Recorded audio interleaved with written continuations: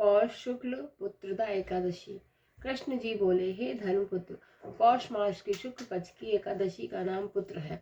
इसकी पुत्र कामना पूरी करने वाली है। इसके महत्व की कथा ऐसे। एक समय भद्रावती नगरी में एक संकेत मन राजा राज करता था। उसकी स्त्री का नाम सौम्या था।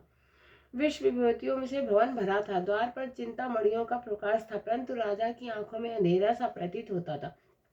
कारण उसके पुत्र नहीं था और वह स्वर्ग के सुखों को नर के समान कहता था। पुत्रेष्टि यज्ञ हजारों किए, सफल एक भी न रहा। हुआ देवताओं को लाखों प्रणाम किए, आशीर्वाद भी एक ना मिला। बेचारा हार गया और बुरे बुरे विचार करने लगा। क्या करूं, विष खा लूं, भूत बन जाऊं तो अच्छा है, परंतु यह चिंता अच्छी नहीं। फिर विचार करने लगा, आत्मघात करना महापाप है। इस चिंता से छूटने का उपाय वनवासियों से पूछूं। घोड़े पर सवार होकर वन विहार करने लगा। पशु पक्षी इत्यादि जीवों को पुत्र के साथ खेलते हुए देखा। मन में कहने लगा, मेरे से तो यह भी सौभाग्यशाली है। आगे चला तो एक सरोवर मिल गया। उसमें मछलियां, मेंढक इत्यादि पुत्रों के साथ विलास कर रही थी।